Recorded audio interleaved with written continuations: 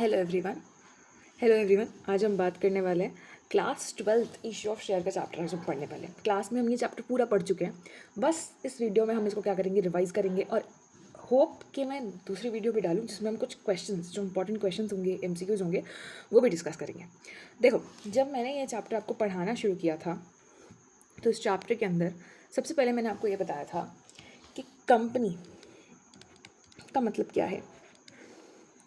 Basically इस chapter में हम क्या पढ़ने वाले हैं, सबसे पहले हम बात करते हैं जब हम क्लास 11th में थे तो क्लास 11th के अंदर हमने सोल प्रोप्राइटर बिजनेस पढ़ा था। उसके अंदर सारे पैसे कौन लगाता था? Single owner. जब हम क्लास 12th में आए तो हमने देखा कि अगर हमें पैसों की ज़रूरत है तो हमें कोई नया पार्टनर लेके आना पड़ेगा और वो कैपिटल के फॉर्म में पैसे लेकर के आएगा। अब जब मैं कंपनी की बात करती हूँ, कंपनी फॉर्म मतलब आपका ओनर अलग है और कंपनी भी अलग है। लॉ में भी अगर मैं यहाँ पर लॉ की बात करूँ तो लॉ में दे आर कंसीडर वन। अगर सोल प्रोप्राइटर है कोई, मान लो राम, ठीक है, और उसका बिजनेस है और उसको कल को 1 लाख रुपए की उधारी है तो वो राम को ही पे करनी पड़ेगी, ठीक है। तो लॉ में तो ये ही कंसीडर होता है, लेकिन जब हम अकाउंट्स की बात करते हैं, जब हमें अकाउंट्स बनाने होते हैं तब हम इन्हें अलग अलग कंसीडर करते हैं। ऐसी पार्टनरशिप में भी आपने पढ़ा है कि इनकी अनलिमिटेड लाइबिलिटी होती है। किसकी? पार्टनर्स की। कल को जाके आपकी फर्म डिस्क्लोज हो रही है, आपकी फर्म डिजॉल्व हो रही है, आपकी फर्म बंद हो रही है और आपके ऊपर 10 लाख रुपए की लाइबिलिटी है, ठीक है, लेकिन आपके पास है 5 लाख रुपए ही, तो आपको वो 5 लाख रुपए एक्स्ट्रा जो है वो पे करने पड़ेंगे। चाहे आप अपने घर का सामान बेचो, आप खुद बिक जाओ, what ever the situation it is, आपको वो पैसे पे करने ही पड़ेंगे। मतलब पार्टनरशिप में भी आप और आपकी फर्म एक ही ट्रीट हो रही है ना, आप जो फर्म की लाइबिलिटी है वो पार्टनर्स के ऊपर शिफ्ट हो रही है। लेकिन जब हम कंपनी की बात करते हैं बेटा, तो कंपनी में ओनर अलग होता है और आपका बिजनेस या फिर आपकी कंपनी अलग होती है। जैसे मानो कंपनी के ऊपर 10 लाख रुपए की लाइबिलिटी है, लेकिन आपने केवल प्रॉमिस किया है कि मैं केवल 2 लाख रुपए ही पे करूँगा, तो आपके ऊपर केवल कितनी लाइबिलिटी है? 2 लाख रुपए की। हाँ, कुछ केसेस ऐसे हो सकते हैं जब कंपनी और ओनर को सेम कंसीडर किया जाए, अगर वो कोई मतलब कंपनी बना करके कोई फ्रॉड कर रहा है, लेकिन मोस्ट ऑफ द केसेस में कंपनी और ओनर अलग अलग ट्रीट किए जाते हैं। तो अब हमें इस चैप्टर में बेसिकली ये पढ़ना है कि अगर हम कंपनी फॉर्म ऑफ बिजनेस कर रहे हैं तो उस कंपनी फॉर्म ऑफ बिजनेस में, मैंने क्या बोला, अगर हम कंपनी फॉर्म ऑफ बिजनेस कर रहे हैं तो उस कंपनी में पैसा कैसे लाया जाता है। देखो, कंपनी में पैसा लाने के लिए दो तरीके हो सकते हैं, या तो मैं डेट से पैसा लाऊं या फिर मैं इक्विटी से पैसा लाऊं, ठीक है। What it does mean by date? Date का मतलब होता है उधार, मेरा लोन, ठीक है। डेट जब हम लेते हैं तो हम अपनी कंपनी का कोई हिस्सा नहीं बेच रहे, हम तो बस सामने वाले से उधार ले रहे हैं। जैसे मैंने 10 लाख का उधार लिया तो मैंने उसको प्रॉमिस किया कि मैं आपको 10 लाख रुपए दूंगी, लेकिन कोई भी बंदा आपको 10 लाख के 10 लाख तो ऐसे दे नहीं देगा, बदले में उसको भी तो कुछ चाहिए। अगर आप बदले में उसको केवल 10 लाख वापस करोगे तो कोई भी पैसा नहीं देने वाला। तो डेट पे आपको एक फिक्स्ड इनकम पे करनी पड़ती है और उस फिक्स्ड इनकम का नाम क्या होता है? इंटरेस्ट। आपको पे करना पड़ता है। और ये जो पूरा डेट का खेल है ये हम वॉल्यूम 2 के सेकंड चैप्टर में पढ़ेंगे, दैट इज़ डिबेंचर्स, ठीक है। अब एक तरीका होता है कंपनी में पैसे लाने का, इक्विटी, जो हम इशू ऑफ शेयर के चैप्टर में पढ़ने वाले हैं। देखो, मैंने ना आपको इसके लिए एक एग्जांपल दिया था। जस्ट सपोज आपके पास एक कोई भी चीज़ है, जस्ट सपोज मैं कंसीडर करती हूँ एक पेन, आपके पास एक 20 रुपये का पेन है, ठीक है। आपके पास वो 20 रुपये का पेन है, आप क्या कर सकते हो, आपको अगर पैसा चाहिए तो आप अपने दोस्त से कह सकते हो कि देख, हाफ मैं यूज़ कर लूँगी, हाफ तू यूज़ कर लियो, लेकिन अगर मैं हाफ इसका यूज़ तुझे दे रही हूँ तो तुझे 10 रुपये उसके बदले में देने पड़ेंगे। तो सेम विद द इक्विटी और कंपनी। कंपनी एक ओनर की है सबसे पहले, ठीक है। जैसे मैं रिलायंस का एग्जाम्पल लेती हूँ, जियो, ठीक है, इनकी एक कंपनी है, ठीक है। अब मोटा भाई का ये बिजनेस है, मोटा भाई इसके ओनर है, ओके।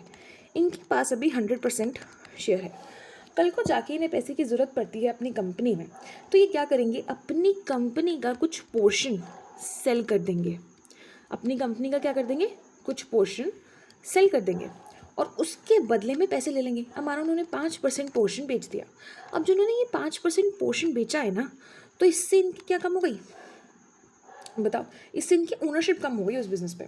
अब ये 95% कंपनी के मालिक बचे और 5% का कोई और बन गया, और उस 5% को खरीदने के बदले उस दूसरे इंसान ने इनको क्या दिया होगा, पैसा दिया होगा।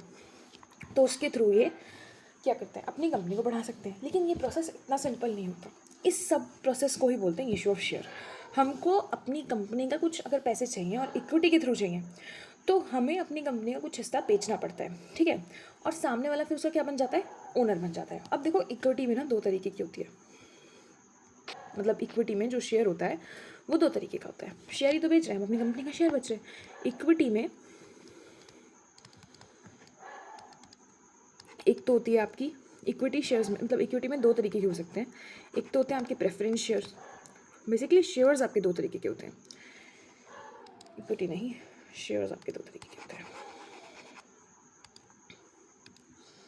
आपके जो शेयर्स हैं ना, जो आप शेयर्स बेच रहे हो, बेसिकली अपनी कंपनी का जो हिस्सा बेच रहे हो, आप दो तरीके से बेच सकते हो। One is preference share and the second is equity share. अब इन दोनों में फ़र्क समझना।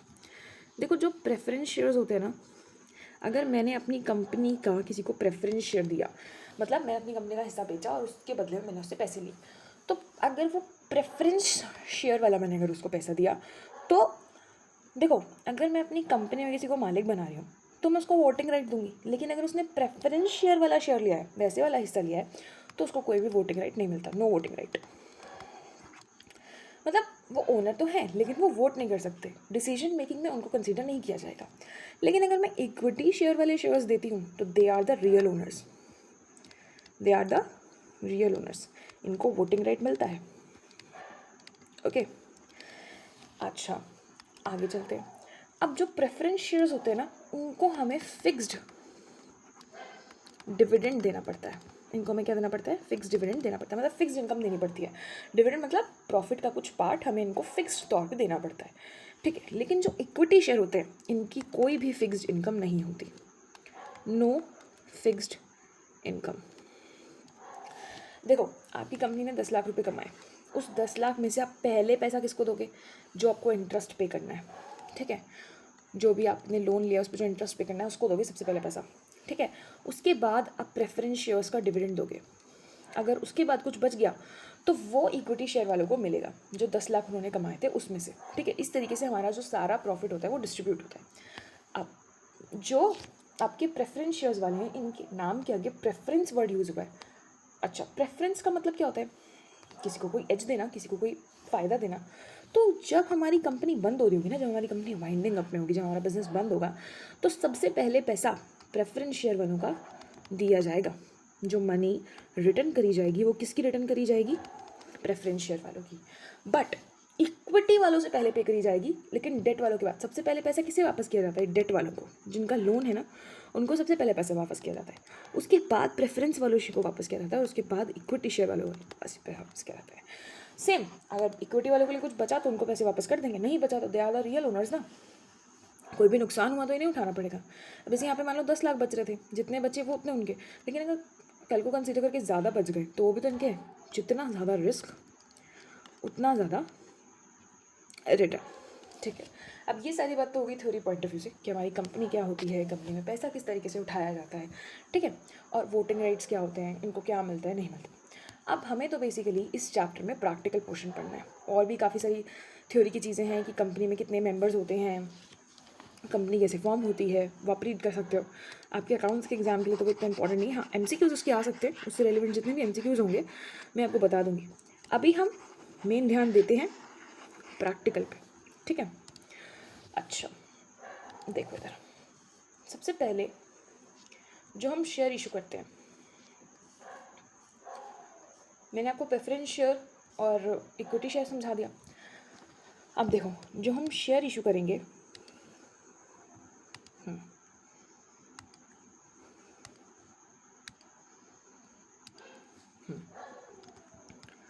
अब जो हम शेयर इशू करेंगे, अब जैसे मानो मैंने अपनी कंपनी का 5% बेचना है, ठीक है। तो ये मैं ऐसे नहीं बेच सकती 5%। मुझे ये जो शेयर है, ये जो हिस्सा है, मुझे इसको इशू करना है। इशू करना है मतलब बेचना है, ठीक है, देना है किसी को।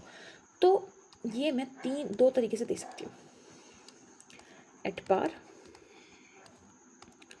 Eight premium. What does it mean, देखो मान लो मेरी जो कंपनी है वो टोटल 50 लाख रुपए की है। मेरी जो कंपनी है वो कितने की है, 50 लाख रुपए की है। अब मैं 50 लाख का 5% बेचूँ, पर या 10% लेते, चलो 10% हो गया आपका 5 लाख। तो मैं 5 लाख की कंपनी बेचूँ ना।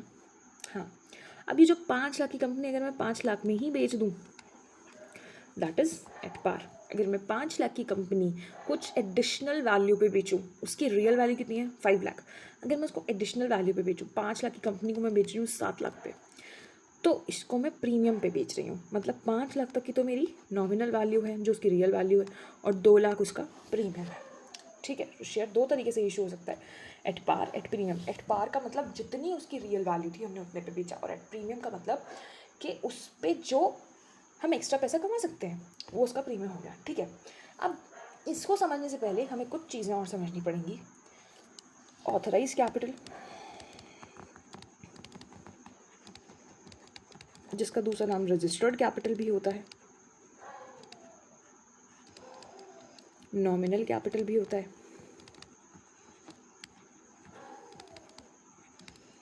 उसके बाद इशूड कैपिटल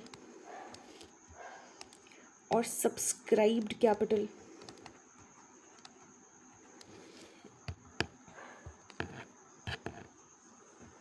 चलो पहले इतनी तीन समझते, ठीक है। देखो, जो ऑथराइज्ड, रजिस्टर्ड, नॉमिनल कैपिटल होती है, इसका मतलब होता है कि जब तक मेरा बिजनेस चलेगा तो उतने लाइफ टाइम बिजनेस में मैं कितना पैसा रेस कर सकती हूँ अपने बिजनेस के अगेंस्ट। मैंने क्या बोला, लाइफ टाइम मेरा जितना बिजनेस चलने वाला है, लाइफ टाइम आज से लेकर अगले 50 साल, 100 साल, 200 साल, या अगले 10 साल, जितने भी साल मेरा बिजनेस चलने वाला है, मैं लोगों से, मतलब अपना बिजनेस इक्विटी के बदले अपना बिजनेस बेच के मैं कितना पैसा लोगों से ले सकती हूँ। ठीक है, तो मैक्सिमम वैल्यू मैं अपनी बता रही हूँ। मैं कह रही हूँ मैं लोगों से ना मैक्सिमम 50 लाख रुपए ले सकती हूँ। ठीक है, तो ये मैंने मैक्सिमम वैल्यू बता दी कि मैं लाइफ टाइम लोगों से, सब लोगों से लाइफ टाइम में कितना पैसा लूँगी, 50 लाख। ये टोटल वैल्यू है, ये मैक्सिमम वैल्यू है। इतना पैसा ही मैं उठाऊंगी, 50 लाख से ज़्यादा नहीं उठा सकती। 50 लाख को टुकड़ों में उठा सकती हूँ, जैसे अभी मैंने टोटल लिमिट 50 लाख है, लेकिन अभी मैं 10 लाख ही ले रही हूँ। ठीक है, अभी मैं केवल 10 लाख मांग रही हूँ, तो that is issued capital. Total limit authorise capital या रजिस्टर्ड कैपिटल, कि मैंने इतना रजिस्टर करा लिया है कि इतने पैसे मैं लोगों से ले सकती हूँ, इतना पैसे लेने का मेरा पूरा पूरा हक है। ठीक है, अभी लोग देंगे नहीं देंगे, मैं कैसे इशू करूँगी, वो तैयार है नहीं है, कैसे पैसे लेंगे, वो सब बात नहीं कर रही मैं तो ये बोल रही हूँ कि 50 लाख मैं ले सकती हूँ लोगों से। मेरी कंपनी की वैल्यू, एक तरीके से मैं कह रही हूँ, मैं कंपनी के बदले 50 लाख ले सकती हूँ लोगों से, जब मैं अपने शेयर इशू करने जाऊँगी तो। ठीक है, अब इशूड कैपिटल, इशूड कैपिटल का मतलब होता है अभी मैंने कितनी इशू करे लेने के लिए पैसे, मतलब अभी मुझे कितने की ज़रूरत है, अभी मैं कितने लोगों से मांग रही हूँ, that is issued capital. 50 lakh total limit थी, 50 लाख में से 10 लाख का मैंने काइंड ऑफ चाहा कि मुझे मिल जाए, 10 लाख मुझे मिल जाए। ठीक है, तो 10 लाख मैं अभी लेने के लिए तैयार हूँ उस 50 लाख के लिमिट में से। ठीक है, सब्सक्राइब्ड कैपिटल, सब्सक्राइब कैपिटल मतलब उस 10 लाख में से कितने लोग देने के लिए तैयार हो गए, सब्सक्राइब कर लिया उन्होंने। जैसे यूट्यूब का चैनल होता है, उसको हम सब्सक्राइब करते हैं, वी आर प्रॉमिस कि हम आपकी सारी वीडियोस देखेंगे, but that is not a compulsory ना कि हम उनकी सारी वीडियोस देखेंगे। ठीक है, तो उसी तरीके से इशूड कैपिटल क्या है, मैंने इशू करा, लोगों ने सब्सक्राइब कर ली। अब ये जो सब्सक्राइब्ड कैपिटल है ना, ये एटलीस्ट 90% होना चाहिए। मतलब अगर मैंने 10 लाख इशू कैपिटल करी है तो उसका कम से कम 90% यानी कि 9 लाख रुपए लोग देने के लिए तैयार होने चाहिए, तो ही ये मेरा इशू वैलिड होगा।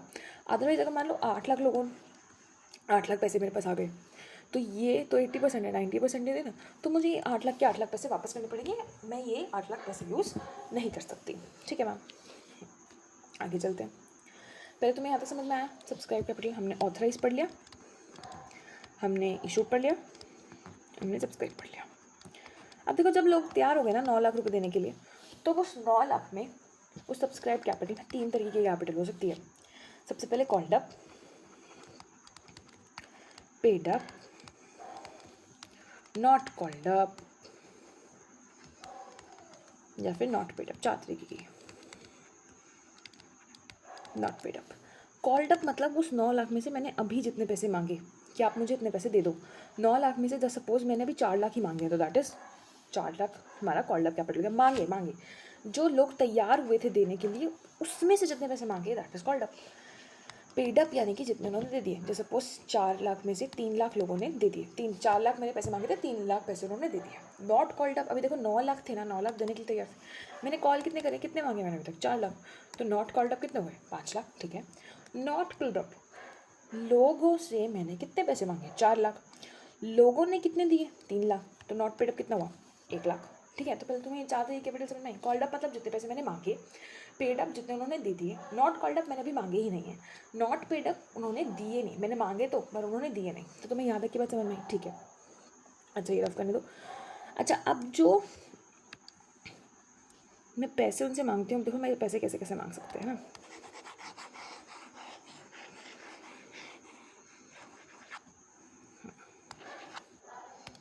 चलो पेन का कलर चेंज करते हैं।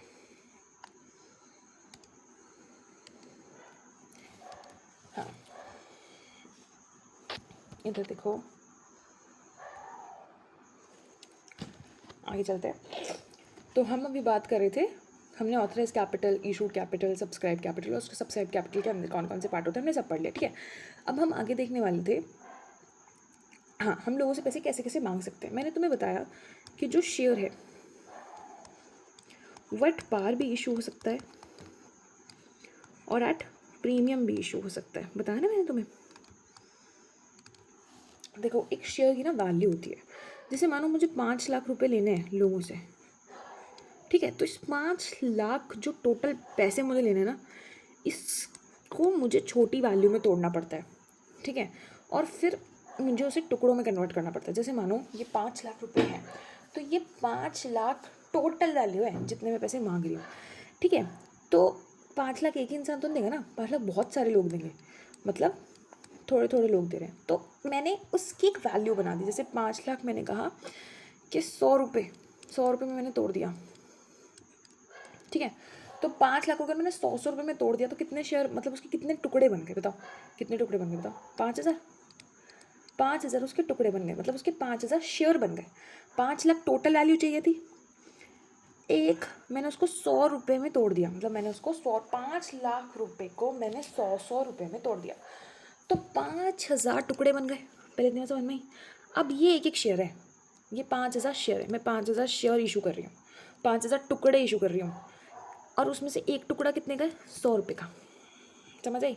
और ये जो 100 रुपये है ना, जिसमें मैंने तोड़ा टोटल वैल्यू को, जो ये एक वैल्यू में मैंने तोड़ा, इसको क्या बोलते हैं शेयर की फेस वैल्यू, इसको क्या बोलते हैं शेयर की फेस वैल्यू। मुझे टोटल कितने पैसे चाहिए थे 5 लाख, उस 5 लाख को मैंने ऐसी वैल्यू से तोड़ दिया जिससे वो टुकड़ों में कन्वर्ट हो जाए, ठीक है, और टुकड़ों में कन्वर्ट हो जाए। देखो 5 लाख एक ही इंसान तो दे नहीं सकता है ना, दे सकता है, लेकिन मैं तो बहुत सारे लोगों से ले रही हूँ ना, हमारा तो मेन एजेंडा ये है कि थोड़ा थोड़ा पैसा मुझे बहुत सारे लोगों से मिल जाए, जैसे किसी मतलब मैं अपना बिजनेस आराम से कर पाऊँ, ठीक है, और उनकी इन्वेस्टिंग हो जाए। अब ये जो 5 लाख को मैंने छोटे छोटे टुकड़ों में तोड़ा है, ये 100 रुपये हो सकती है, 10 रुपये हो सकती है, 1,000 रुपये हो सकती है, उसकी जितनी भी फेस वैल्यू है वो हो सकती है, ठीक है, ये इसको फेस वैल्यू बोलते हैं। अब ये जो मैंने 100 रुपये से तोड़ा तो फिर वो शेयर में कन्वर्ट हो गए, शेयर में कन्वर्ट होने का मतलब ये है 5,000 शेयर, एक शेयर की वैल्यू कितनी है 100 रुपये। अगर ये 5,000 को मैं 100 से कन्वर्ट करूँगी, एक मिनट, अगर मैं ये 5,000 को 100 से मल्टीप्लाई करूँगी तो क्या वापस से 5 लाख आ जाएंगे, हाँ 5 लाख आ जाएंगे। तो 5 लाख को 100 रुपये में मैंने तोड़ दिया, एक एक वैल्यू मैंने 100 रुपये में तोड़ दिया और उससे 5,000 शेयर मिल गए, ठीक है। अब कोई इंसान 100 शेयर ले रहा है, अगर कोई इंसान 100 शेयर ले रहा है तो एक शेयर की वैल्यू कितनी है 100 रुपये, तो वो टोटल कितने पैसे देगा 10,000 रुपये। तो ऐसे होता है, ठीक है। तो ऐसे कर करके सब लोग पैसे देंगे तो मुझे टोटल 5 लाख रुपए मिल जाएंगे, समझ आई तुम्हें इतनी बात। चलो आगे चलते हैं। अब मैंने तुम्हें कहा कि मैं शेयर पावर पे भी इशू कर सकती हूँ, मैं शेयर प्रीमियम पे भी इशू कर सकती हूँ। अब मैंने तुम्हें बताया एक चीज़ कि जो 100 रुपये मैंने तोड़ा है ना, ये 100 रुपये ये रियल वैल्यू, इसको बोलते हैं फेस वैल्यू, नॉमिनल वैल्यू, इसको क्या बोलते हैं फेस वैल्यू या फिर नॉमिनल वैल्यू, इस शेयर का रियल प्राइस है। अब अगर मैंने 100 का शेयर 100 में ही इशू करा तो उसको बोलते हैं कि मैंने एट पार पे इशू करा। लेकिन अगर मैंने 100 का शेयर जस्ट सपोज 122 में इशू करा तो 22 रुपये का क्या है प्रीमियम, मतलब वैसे तो मेरा शेयर 100 रुपये का है, वैसे तो उसकी जो रियल वैल्यू है 100 रुपये, लेकिन मेरी कंपनी इतनी प्रॉफिट में है, मेरी कंपनी इतना प्रॉफिट कमा रही है कि लोग मुझे 100 रुपये के बदले 122 रुपये भी दे रहे हैं। तो वो 22 रुपये क्या है, प्रीमियम। अब मैंने तुम्हें बताया था ये जो प्रीमियम मिलता है 22 रुपये का, ये जो अलग से प्रीमियम मिलता है, इसको मैं नॉर्मली बिजनेस में यूज़ नहीं कर सकती। इसके लिए स्पेसिफिक 5 यूजेज़ हैं जहाँ मैं यूज़ करती हूँ। अब वो 5 यूजेज़ की हम बाद में बात करेंगे, ठीक है। हम अभी आगे चलते हैं। अब देखो ये जो 100 रुपये है ना, ये जो मुझे 100 रुपये लेने हैं, ये 100 रुपये मतलब ये जो फेस वैल्यू मुझे लेनी है, इसको लेने के भी 2 तरीके हो सकते हैं। 2 तरीके मतलब या तो मैं लमसम में ले सकती हूँ या फिर मैं इंस्टॉलमेंट में ले सकती हूँ। लमसम का मतलब सारा पैसा एक साथ, मतलब 100 रुपये के 100 रुपये मैं एक साथ ले सकती हूँ। इंस्टॉलमेंट का मतलब मैं उसको छोटे छोटे टुकड़ों में बांट रही हूँ। 100 रुपये को मैंने तोड़ दिया कि चल अभी तो 10 रुपये दे दियो, फिर जब मुझे जरूरत होगी तो 20 रुपये दे दियो, फिर जब मुझे जरूरत होगी तो 30 रुपये दे दियो। अच्छा ये था छोटी सी वैल्यू मत जाना, जिसमें 100 रुपये बोल रही हूँ, 100 रुपये 10 रुपये, तुम इसको शेयर से मल्टीप्लाई करना। अगर मैं बोल रही हूँ कि 100 रुपये के चल 10 रुपये दे दियो, तो वो 10 रुपये जो मिलेंगे सारे शेयर्स से मिलेंगे। मतलब शेयर्स कितने थे, 5000, तो 5000 इंटू 10 कितने हो गए, 50,000। फिर ऐसे ही मैंने 10 रुपये ले लिए, मैं बाद में सोच रही हूँ 20 रुपये दे देना चलो अब, तो 5000 इंटू 20 तो कितने हो गए, कितने हो गए, तो 1 लाख, ठीक है। तो इस तरीके से सारा काम होता है। इंस्टॉलमेंट में देखो पैसे कैसे कैसे आ सकते हैं, या तो सबसे पहले एप्लीकेशन में,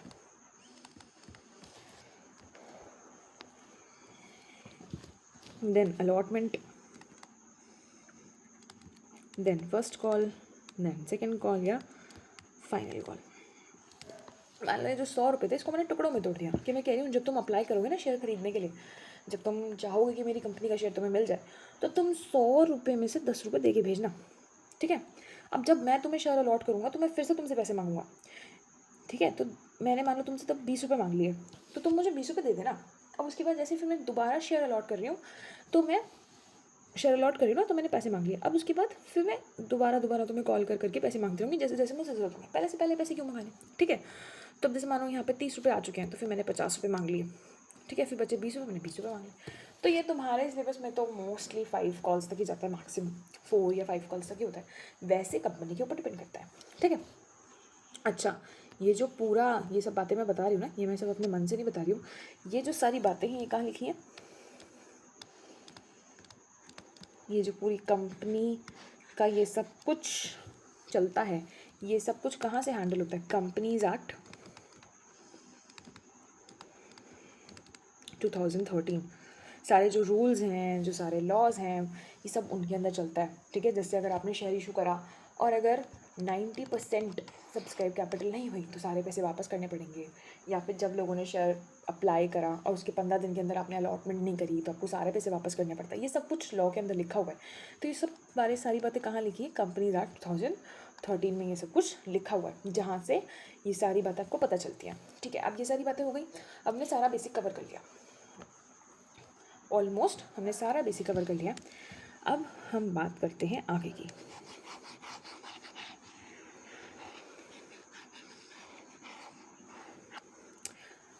अच्छा उसमें सबसे पहला टॉपिक तो जो था बुक में वो आपका बैलेंस शीट का टॉपिक था, लेकिन मैं आपको बैलेंस शीट से शुरू नहीं कर रही, मैं आपको जर्नल एंट्री से शुरू करती हूँ, ठीक है। हम सबसे पहले जर्नल एंट्री करेंगे। तो जर्नल एंट्री में आपकी 2 तरीके की जर्नल एंट्री थी।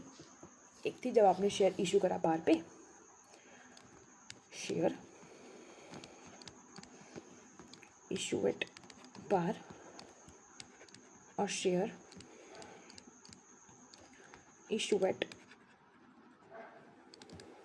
प्रीमियम, ठीक है। तो देखो अगर मैंने शेयर करा इशू एट बार पे, तो सबसे पहले मेरे पास पैसा आएगा। जब सब लोग अप्लाई करेंगे मेरी कंपनी में तो वो पैसा भेजेंगे ना, सबसे पहले एप्लीकेशन मनी भेजेंगे। तो सबसे पहले एंट्री क्या होगी, bank account debit to share application,